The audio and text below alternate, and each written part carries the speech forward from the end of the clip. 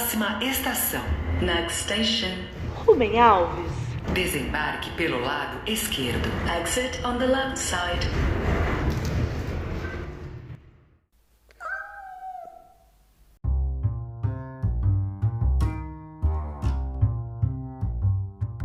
Olá, bem-vindo ao Expresso do Gato Preto, seu expresso filosófico. A estação de partida foi o episódio sobre pais, filhos e transtornos mentais. Mas se você quiser fazer o caminho contrário, começar aqui e partir para lá depois, também não tem problema. Boa viagem!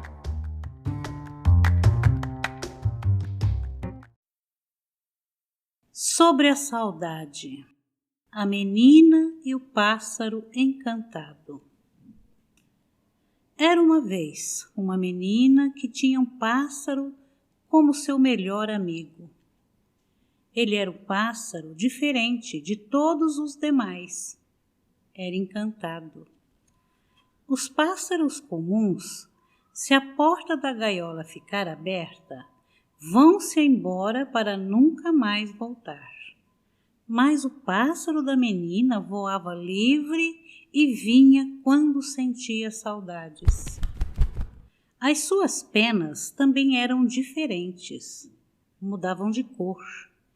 Eram sempre pintadas pelas cores dos lugares estranhos e longínquos por onde voava. Certa vez, voltou totalmente branco, cauda enorme, de plumas fofas, como algodão. Menina, eu venho das montanhas frias e cobertas de neve, tudo maravilhosamente branco e puro, brilhando sob a luz da lua, nada se ouvindo a não ser o barulho do vento que faz estalar o gelo que cobre os galhos das árvores. Trouxe nas minhas penas um pouco do encanto que vi, como presente para ti. E assim, ele começava a cantar as canções e as histórias daquele mundo que a menina nunca vira, até que ela adormecia e sonhava que voava nas asas do pássaro. Outra vez voltou vermelho como fogo, penacho dourado na cabeça. Venho de uma terra queimada pela seca, terra quente e sem água, onde os grandes, os pequenos e os bichos sofrem a tristeza do sol que não se apaga. As minhas penas ficaram com aquele sol. E eu trago as canções tristes daqueles que gostariam de ouvir o barulho das cachoeiras e ver a beleza dos campos verdes. E de novo começavam as histórias. A menina amava aquele pássaro e podia ouvi-lo sem parar, dia após dia. E o pássaro amava a menina e por isto voltava sempre. Mas chegava a hora da tristeza. Tenho de ir, dizia. Por favor, não vás. Fico tão triste. Terei saudades e vou chorar. E a menina fazia beicinho. Eu também terei saudades, dizia o pássaro. Eu também vou chorar, mas vou contar-te um segredo. As plantas precisam da água, nós precisamos do ar. Os peixes precisam dos rios. E o meu encanto precisa da saudade. É aquela tristeza na espera do regresso que faz com que as minhas penas fiquem bonitas. Se eu não for, não haverá saudade.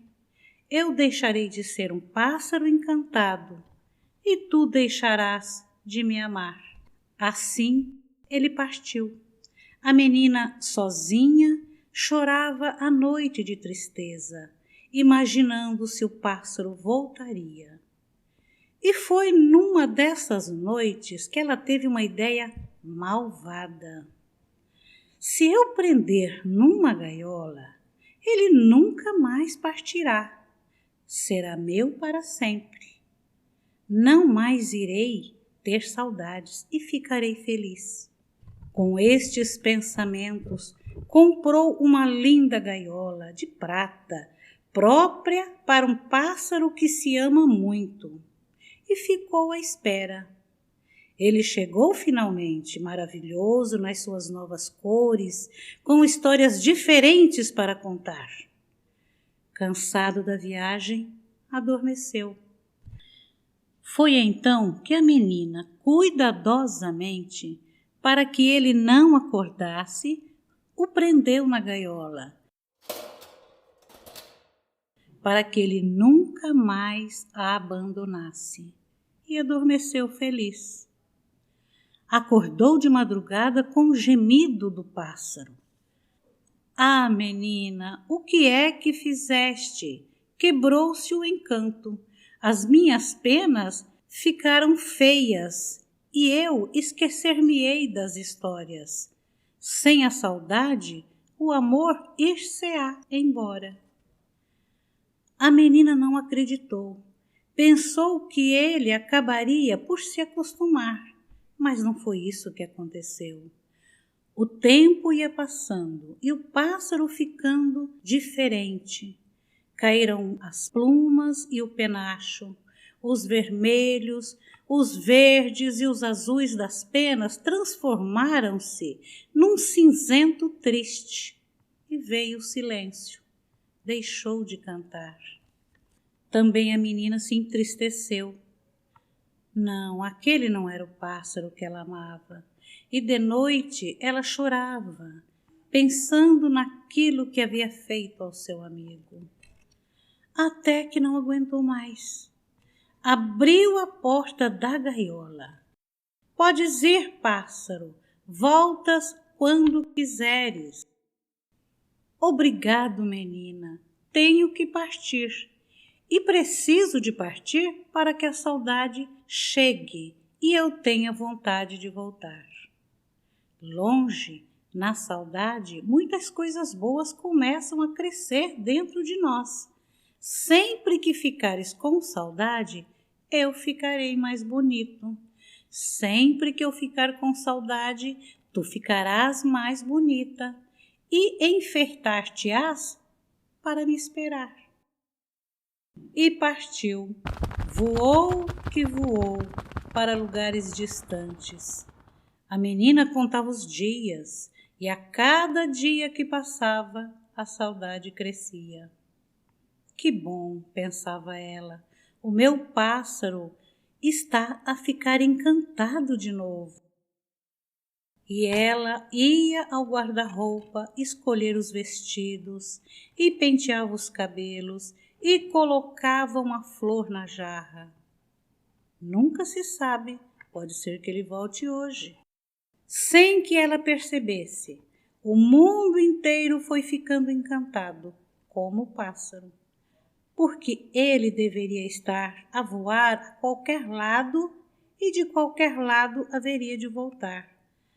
Ah, mundo maravilhoso, que guarda em algum lugar secreto o pássaro encantado que se ama.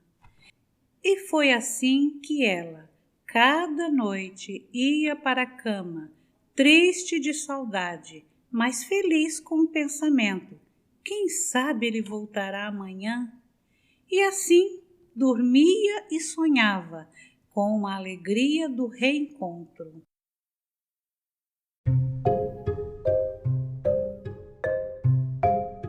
Eu creio que esse conto seja fascinante. E eu me lembro que quando eu li esse conto pela primeira vez, eu ainda estava cursando filosofia, né? Então faz quase um ou 2 anos atrás, né? E é bem interessante, né? A forma com que o Rubem Alves, ele se propôs a escrever esse livro, né? Geralmente os livros de Rubem Alves, eles são bastante ligados a narrativas, contos que dão uma explicação àquilo que ele quer e aonde quer chegar, né? E esse não deixa de ser um daqueles contos em que o Rubem Alves mostra toda a sua capacidade de traduzir uma realidade bastante complexa de forma bastante simplificada, sem perder a complexidade dessa questão. Então ele consegue traduzir através dos contos umas narrativas que dão significações existenciais profundas. No último episódio gravado, aqui no Capscast do Gato Preto, a gente trouxe a questão de pais e filhos. Eu quis trazer um conto relacionado a pais e filhos. E esse conto, ele faz uma analogia à própria relação que um pai tem com seu filho. Porque se você prestar atenção, quando ele fala sobre a garota do que aparece no texto, ela é uma garota nova, uma garota com menor idade. Tanto que ela não saía para o mundo. Ela não saía porque ela era menor de idade. E é por isso que o mundo do Pássaro Encantado, ele era tão distante do mundo da garota. Porque a garota está acostumada com um universo reduzido, a qual que ela, por ser criança, estava fazendo parte. Um microcosmo, não uma sociedade tão complexa e cheia de ramificações, diversificações, como uma sociedade do pássaro, que é a figura adulta do texto. Ela ama o Pássaro Encantado porque é um pássaro que está sempre indo para lá e para cá.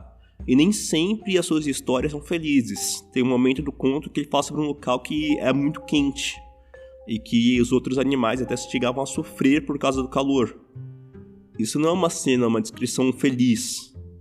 Todavia, ela faz uma referência à vida em si, né? A vida em si, ela não é boa, ruim, não chega a ser aquele grau de silêncio em que tudo dá certo, nem aquele grau de imperfeição onde absolutamente tudo dará errado. E é por isso que as histórias do pássaro são interessantes. Elas não são uma ideia otimista em que aparece toda hora uma história de felizes para sempre. E nossos pais, eles sempre pareciam pessoas fantásticas, porque eles tinham várias histórias a contar da vida que eles tinham, que eles levavam, né? As nossas relações eram muito mais empobrecidas que as dos nossos pais, seja pela nossa pouca experiência, seja pelo universo tipicamente pequeno de uma criança. É por isso que a história dos nossos pais nos encantam. Mas é evidente que conforme a gente vai crescendo, as nossas histórias vão se tornando mais interessantes e as nossas experiências também mais diversificadas.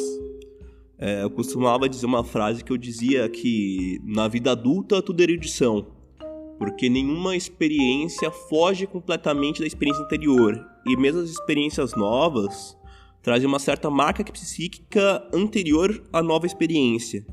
E a gente acaba sempre acumulando, né?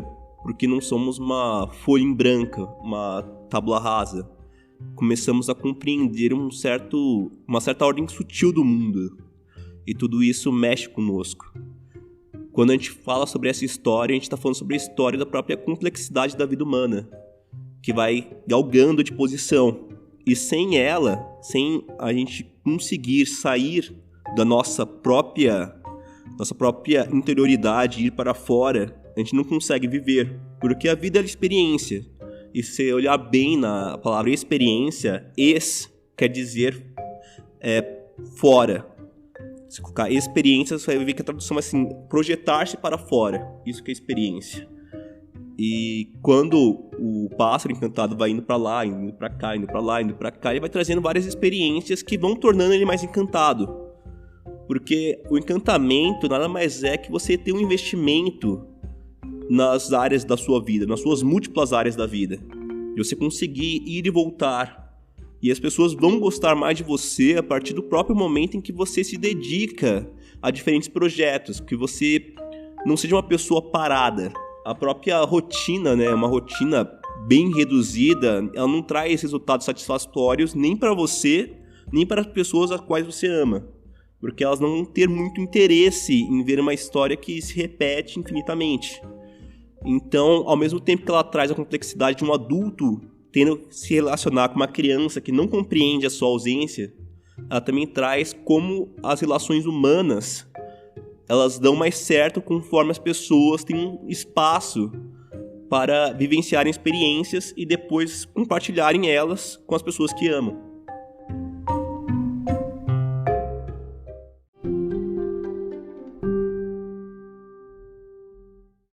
Eu fiquei pensando num outro aspecto, né, de como essa experiência que é trazida pelo outro pode ser trazida de uma forma romantizada de uma forma que não corresponde efetivamente à realidade, construindo uma forma de ver o mundo que, se não é idealizada, porque o pássaro também traz aspectos negativos, de alguma forma também não é totalmente verdadeira. Esse mundo que vai sendo criado naquele sujeito que está como passivo, né, recebendo a informação, se isso pode trazer um descompasso quando esse sujeito tem que ele mesmo se tornar pássaro e viver a realidade tal como ela é.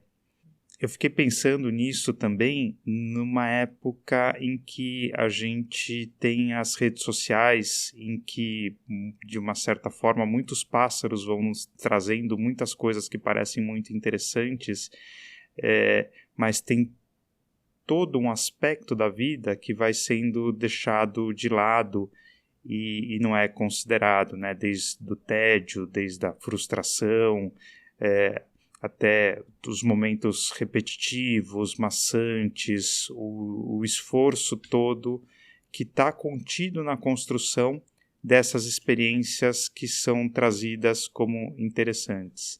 Queria que você comentasse um pouco sobre isso, Nuvem.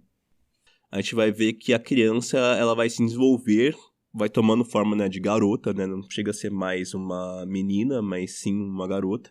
Depois vai se tornando uma adolescente e, por fim, eu acho que ela vai chegar até um ponto que ela vira uma mulher. Esse desenvolvimento, ele traz uma certa dialética, né? Essa dialética, ela é formada por uma movimentação em que o próprio pássaro vai envelhecendo e perdendo a sua movimentação, restringindo as suas experiências por se tornar mais velho. E a garota vai aumentando o seu campo de atuação, aumentando as suas vivências, adquirindo experiências, enquanto que o pássaro vai invertendo o local de figura, em que agora vai ser ele que vai esperar a garota e ela que vai contar as histórias. Você me fez pensar que o amadurecimento talvez passe pela desconstrução de uma imagem da realidade que é construída a partir da experiência do outro para dar lugar a uma imagem construída pela minha própria experiência. O que você acha dessa ideia? Eu acho interessante essa ideia porque quando a gente é criança, o nosso mundo ele é bem reduzidinho mesmo. Isso existe para a nossa própria proteção. Mas conforme ela vai passando o tempo, essa criança vai crescendo e amadurecendo, a própria capacidade dela adentrar em outras experiências vão aumentando com o tempo e ela própria vai vivenciando essa experiência. E ela mesma vai adquirindo a sua experiência. A gente costuma dizer, né, que tem uma ligação muito grande entre as palavras que a gente costuma utilizar na nossa língua.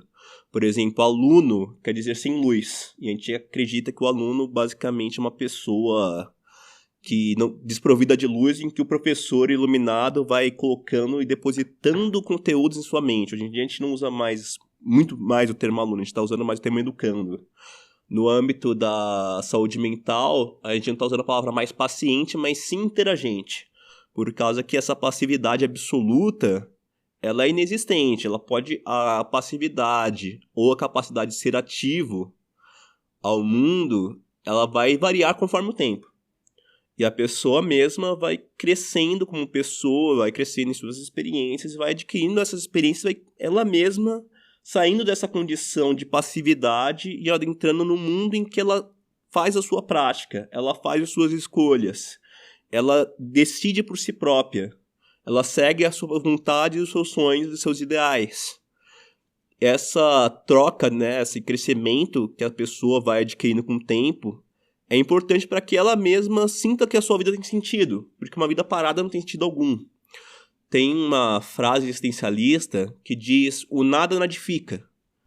O que ela quer dizer? Quando você está no nada, ou seja, quando você não está fazendo absolutamente nada, esse nada ali aumenta de tamanho, fazendo com que você se sinta vazio. É por isso que o nada nadifica. Quanto mais tempo você passa parado, quanto mais tempo você passa sem fazer nada, mais existencialmente vazia a sua vida. E o objetivo da vida, né, é você encontrar um sentido. A própria logoterapia, criada por Viktor Frankl, que foi preso num campo de concentração nazista, é baseada bastante na percepção de sentido. Que as pessoas que têm sentido na vida, elas são mais resistentes, mais resilientes, mais aptas a sofrer grandes conturbações sem entrar numa desistência. E creio que o texto ele também fala um pouco sobre isso, sobre você enfrentar as adversidades da vida, não como se elas fossem um ponto terminal, mas talvez como se elas fossem aventuras. Não que sejam aventuras de um grau de excelência e comodidade. Não é uma comodidade, mas é um desafio. Talvez seja interessante observar o texto pela essa lógica do desafio, desse crescimento e desse aumento das complexidades que são apresentadas diante de nós.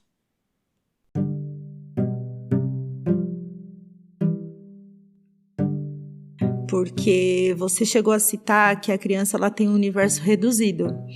Eu não concordo tanto. Eu acho que o universo da criança é muito maior, muito mais abrangente do que a gente pode imaginar, principalmente na questão da imaginação.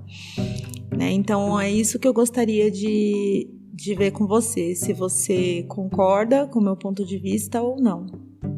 Eu creio que as tensões que a vida apresenta, elas são apresentadas em diferentes níveis.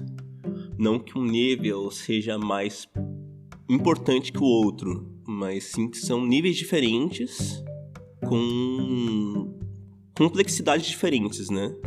O mundo de uma criança, quando eu quis dizer que ele é diminuto, eu estou falando que a própria experiência da criança ela é reduzida por necessidade de segurança mesmo. Quando eu falo que a criança ela tá no mundo reduzido, estou dizendo que ela está no mundo controlado. E esses desafios próprios eles são apresentados para que ela propriamente se desenvolva posteriormente como uma pessoa adulta. Eu me lembro que, quando eu estava estudando a história da pedagogia, até determinado ponto, as pessoas tratavam crianças como se fossem pequenos adultos.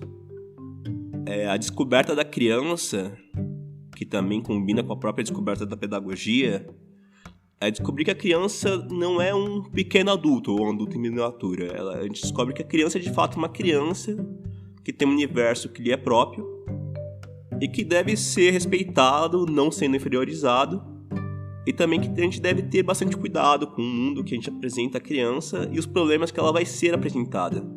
Tecidos sociais, eles existem para que as crianças sejam mais acolhidas. Já um adulto, ele tem que se lidar com um mundo que eu acho que é um pouco mais desordenado. O Rubem Alves nasceu em setembro de 1933 e morreu em 2014. Ele foi psicanalista, educador, teólogo e pastor presbiteriano brasileiro.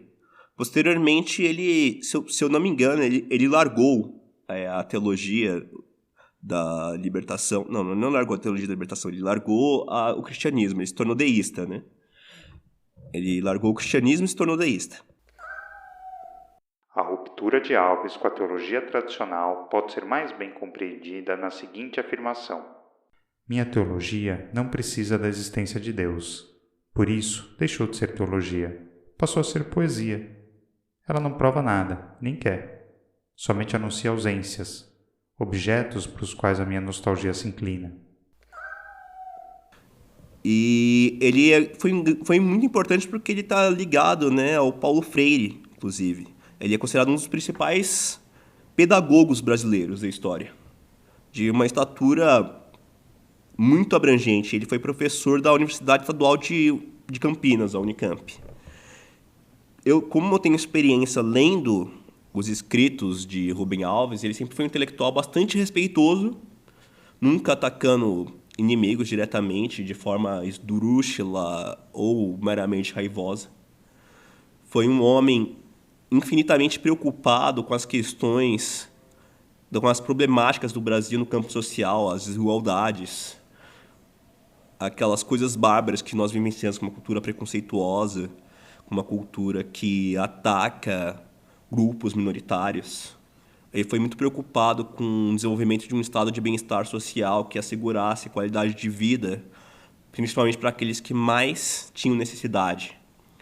E a base do pensamento do Rubem Alves é, sobretudo, uma humanística que tem como fim tratar o humano de forma que seja bem humana, né? Uma forma que seja basicamente qualidade. Tem uma qualidade das relações humanas, uma realidade em que todos deveriam ter acesso àquilo que eles necessitam. O Rubem Alves, nesse ponto, ele é um homem que foi extremamente democrático. Foi um homem preocupado com o estado geral, não só do Brasil, como também de outros países. Foi um homem que tinha uma erudição muito vasta, porém ele nunca chegou a ser pedante.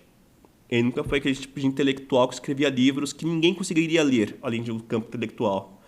Os livros dele são geralmente simples. Ele geralmente conta nos livros dele histórias. E ele simplifica bastante. Mesmo que os livros dele sejam absurdamente complexos, eles também são absurdamente simples.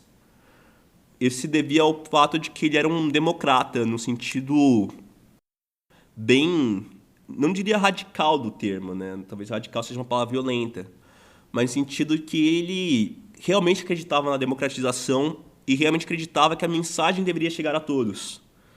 E é por isso que ele foi um homem bastante respeitável e que tem um legado muito importante, seja literário, seja como professor, seja o período que ele trabalhou escrevendo livros de teologia, e um grande exemplo não só como intelectual, mas também como pessoa.